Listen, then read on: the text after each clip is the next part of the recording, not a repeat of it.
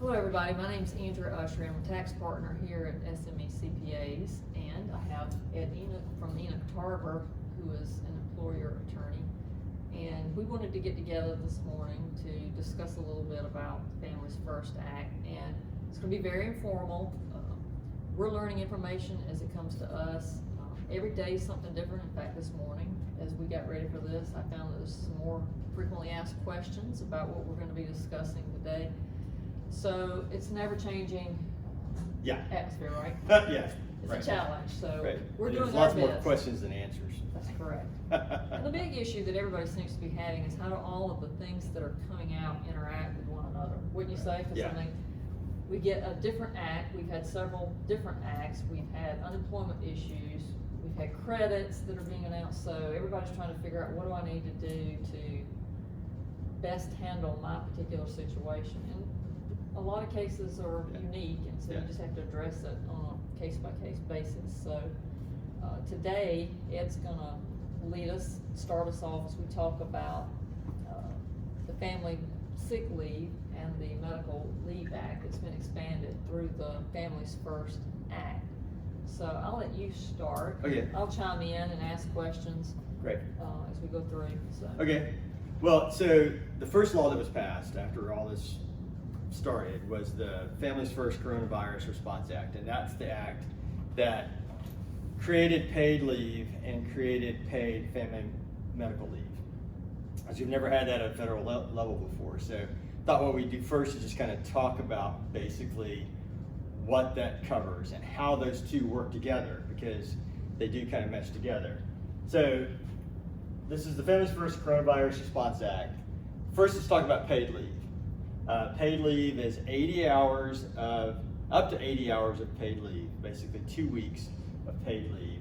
You're going to get it at the regular rate of pay, which is a term of art, right? So regular rate of pay is determined by the rules under the Wage and Hour Division of the Department of Labor. So it includes commissions, tips, bonuses, right? So that's not just whatever your hourly rate is necessarily. You got to make sure you've calculated that correctly. You get paid two different rates depending on what you're taking the leave for. If you're taking the leave, you get let's start with full pay. You get full pay, your regular rate of pay, if you're quarantined by the government, state, local, federal, you've been told to quarantine in place, or you've been told by your healthcare provider that you're infected and you need to quarantine. Or if you have symptoms and you're seeking treatment, seeking a diagnosis, maybe you haven't been able to get a test yet, or you're doing the telemedicine thing. The whole point is stay home. Right? If you think you might have this, it relates to an illness. Yeah, stay home, and you're going to get full pay. You're going to get 2/3 pay if you are staying home to care for someone who's been quarantined under these rules, either by the government or by a healthcare provider. Or you're staying home to take care of a child because their school or your child care provider has been closed based on orders from the government. So you get 2/3 pay for those reasons. And there's actually a third that does basically anything else the government thinks might be appropriate, but we don't have any rules about that yet. Now, the thing we want to mention too is that these are capped. These are capped at 500 for the 100%. Right. It's capped at your salary, your normal salary, or $511 daily For the time.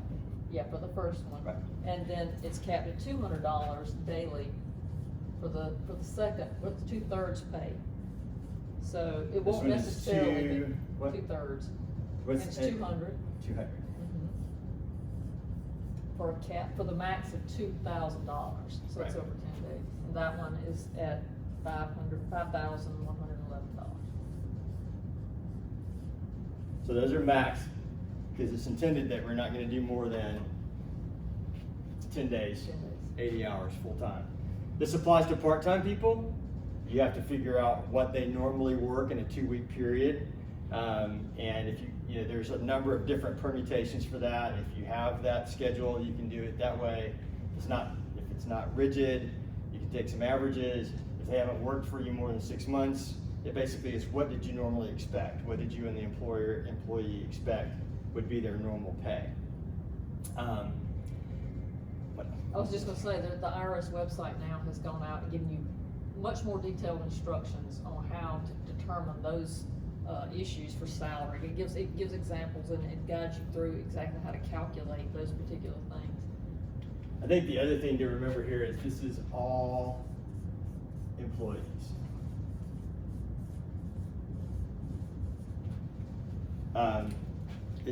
It's no minimum work requirement. There's no, you had to be there 30 days, because we're gonna get into that with FMLA. This is everybody that's on your payroll is entitled to get this.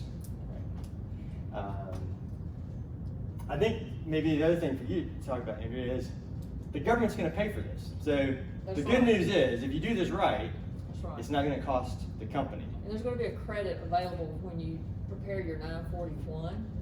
You'll get a tax credit for that, for their salary, plus your match of the payroll taxes, and even a portion related to the health insurance. So, Right. you know, there's things, again, that you can look at that will give you a credit.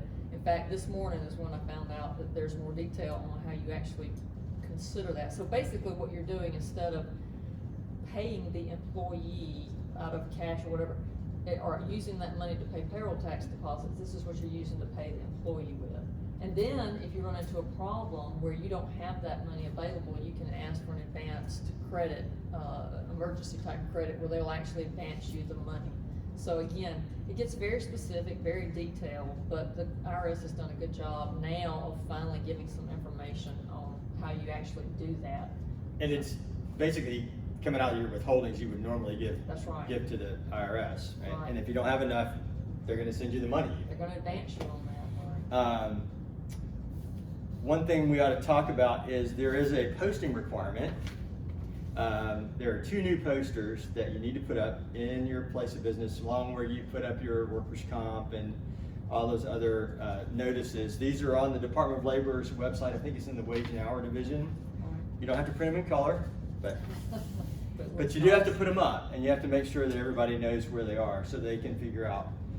And this is for employers of 500 or less, right? So Right. it's actually less than 500, less than 500 employees.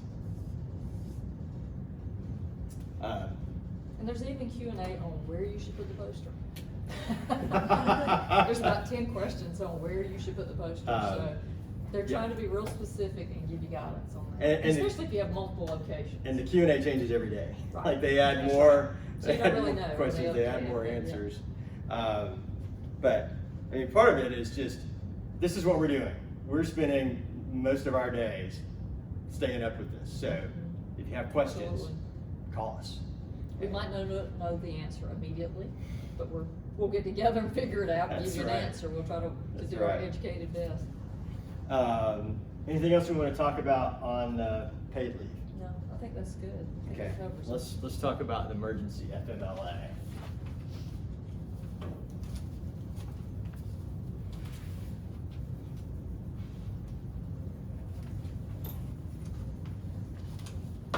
Again, I would say, you know, as things change every day too, I would encourage people to really make an effort now as an employer.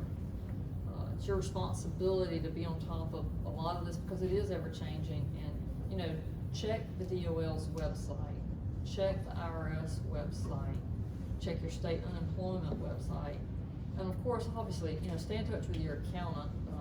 You know, they're trying to figure this out as well, and so if you have questions, but there are things, you can't just ignore this. There's a lot going on that you can't ignore, because you have responsibilities as the employer to make sure you follow through with some of these things. Right, this is not optional. Right.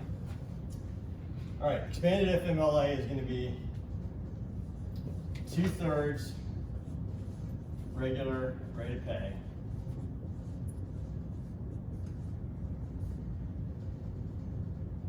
Employed 30 days at least. So that's where some of the confusion comes in, because in this there is a threshold requirement that you had to have been there at least a month. Can only be used for one thing: childcare. And we have a lot of clients that are dealing with that now, because with the schools being closed and the daycares being closed, that's gonna be a big issue in our area. And in a lot of areas, I'm assuming now, but, you know, with our understanding that almost through the end of April, schools are gonna be closed, this is gonna be coming up. Another thing that's odd here is the first 10 days can be unpaid. So you can start to see how these two, the paid sick leave and the paid FMLA mesh together. You know, if you're doing paid sick leave, you get 2/3 of your regular rate of pay, and it's going to cover 10 days. Then this is going to pick up. After the first 10 days, you're going to get 2/3 of your regular rate of pay, but it's only for childcare. Right? It's not all those other reasons. One of the questions that I've seen asked is, if I use my 10 days of sick pay for this and then I get sick, do I get 10 more? No, you get 10 days, you get 80 hours. You want to switch back here? So it's really intended to be 12 weeks of paid leave, but only for this very singular reason, not the quarantine, not that I'm sick, all those other things. I think the other thing for employers to remember is this is being grafted onto the Family Medical Leave Act. There's no 50 employee requirement like there is with the regular FMLA. It's everybody. Everybody, again, who's less than 500 employees. So for lots of people, this is going to be new territory. They've never dealt with the FMLA before. They're too small. Right, they've been too small to fall under this.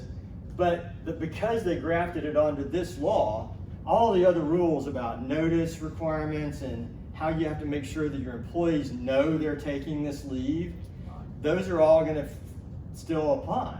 So there's going to be lots of questions about how to administer this, especially for the people that don't usually do FMLA. That's where I say the IRS website this morning, the Q&A's done a good job of explaining things as far as what do I need to document? What kind of documentation do I need to keep from the employee to the fact that, you know, they've been sick or that they were out because of child care? And so it gives you a step-by-step guideline. And it's a lot of questions. I mean, I think there were like 40 questions in all on the site. So it has, I'm sure it's the things that everybody else is asking as well. So you definitely want to check it out. And it's under their COVID-19 frequently asked questions. And every day it looks like there's a new notice coming out. You'll see those. It's 2020-57, 2020-58. And so every day or so they're giving a new notice as to guidelines on some of these issues that we're facing. One of the questions I know that's been coming up is, what about this 30-day requirement for people that I've furloughed? And now I've brought them back. All right, so it doesn't have to be the last 30 days. I mean, there's a time frame given in the statute. I think it starts in January. If you've worked any time in 30 days for the employer during that time, then that's going to qualify you if you're still employed. Another question I think I heard asked was, do I have to give this to people that I've already laid off? No, right? I mean, they're not your employees at this point. But if you bring them back, because there are going to be reasons you may bring them back. We'll talk about in another video the next law that they just passed about the CARES Act and those loans, and that may be a reason that people are coming back on the payroll, and then they'll be entitled to this. And the option is that they have this anytime between April 1st of this year and through December 31st, right? Yeah, this is going to end December 31st. It starts today, April Fool's. Yeah. And both of these provisions start today, but they are going to end December 31st by law automatically. So this, unless they're extended, and stay tuned, depending on what happens with this, a lot of this may get extended. But big things for the employer, I think, here are making sure that you give notice to the employee. Hey, I'm counting this as FMLA, because that's one of the places where employers get tripped up. Is if they're out because of school, well, obviously everybody knows the schools are closed, right? Right. But you still, as an employer, the employer has the obligation to give the employee the notice that they are counting this as FMLA leave, and that doesn't change under this law either. This is going to be the same. You need to send out a notice to those folks saying, hey, I started counting your leave today. first 10 days I'm not gonna pay you, but I'll count you for the paid leave. After that, it's gonna be expanded FMLA. And I might be jumping ahead on something you were gonna discuss, but you know, we discussed this question is, can an employee work part-time from home, telework during this, and still get this? If the employer agrees to it, right? So it's not mandated. The employers don't have to say yes. But if you telework from home and you're like, I can't do this from the hours of the time my child's awake till the time they go to sleep, but I'll work from midnight till 2 or whatever. Right. Employers don't have to agree to that, but they can. Yeah. To work a reduced schedule. Okay. So, any other things you want to talk about on expanded FMLA? Yeah. You got questions? Anybody got questions? No? Can we address the salaried employee? If the Fair Labor's Law about if they work 40 hours, how it relates to this, because we're saying 10 days unpaid, Right. but how does that work for a salaried employee? Well, it's the 10 same. days? It's the same for salary employees or hourly employees for the 10 days. Where you get into a tricky part is what we were just talking about is somebody who wants to work part-time now, as a salaried employee. And what you're going to need to do is basically reclassify them as a part-time employee, if that's what the employer agrees to do. There's nothing that says you have to do that. You can just say, hey, it's all or nothing. You need to take it or you're not taking it. Right. But if you want to reclassify someone to a part-time position, you can do that. This is another place where you probably really need to call us, let us help you, because you don't want to screw up your salary exemption for your exempt employees. That's my question. Right. If you're dropping them their salary and it gets below that new threshold, the $35,000 threshold now, you got a problem. They're not an exempt employee anymore, and you got to treat them as a non-exempt employee, and then you just need to restore them back, when they go back to full time. But what you don't want to do is leave them classified as an exempt employee and dock their pay for less than 1 day intervals. And we can mention too that this only goes on for 10 weeks. Right. For This the is staying home with the right. kids. Well, it's 12, right? So it's two two unpaid and then 10 paid. Right. It's just like the regular FMLA 12-week period. And again, there are maximum requirements. I don't know if you've got those. Under maximum compensation, I think the numbers are the same.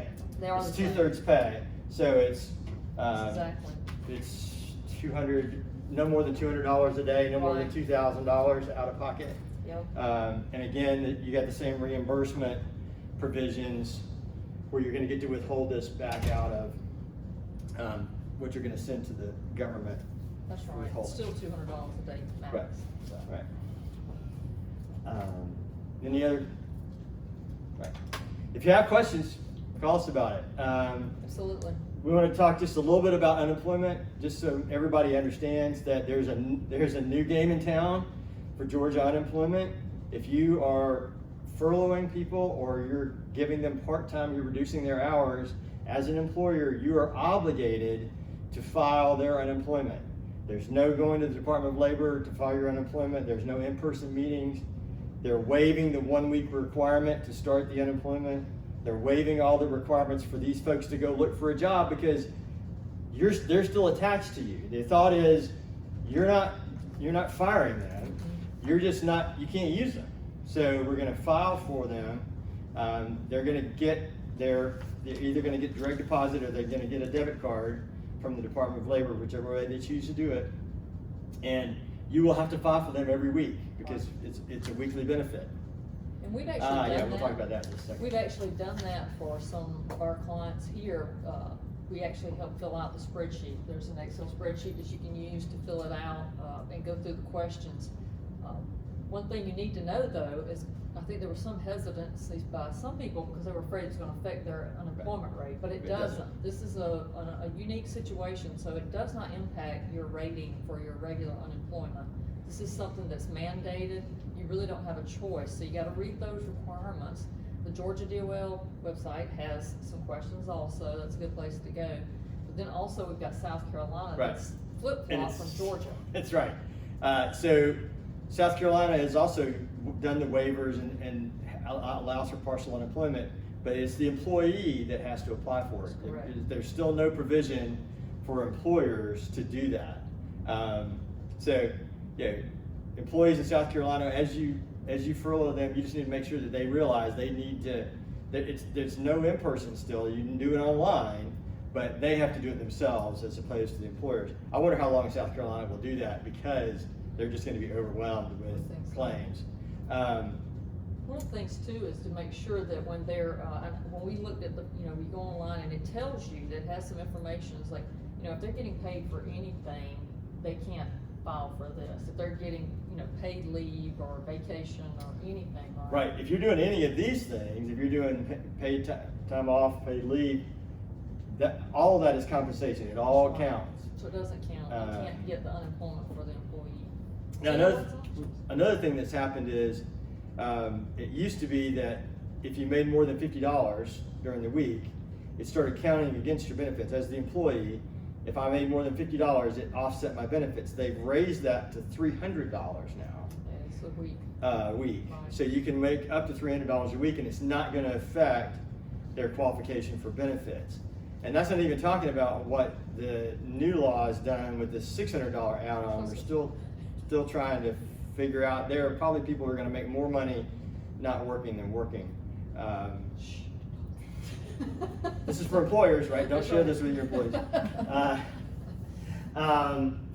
But you were talking about this is not going to affect your rating unless you don't file. That's right. Because the penalty for not filing is you have to pay the benefit. That's correct. I mean, They're it's gonna bill you 100% for out of your that. pocket. Yeah, That's right. if the employee goes online and files for themselves, then. And they get it. Yeah, they get it. Then you're going to pay it. You're gonna have to pay it back, so that's not good. So you definitely wanna stay on top of that, if, just find out what your responsibilities are, and if you don't know, give one of us a call, we'll be glad to help you, walk you through it. Any other things that you wanna add about this? Stay tuned. We'll talk about the CARES Act on another video. Yeah, thank you very much for Thanks. joining us.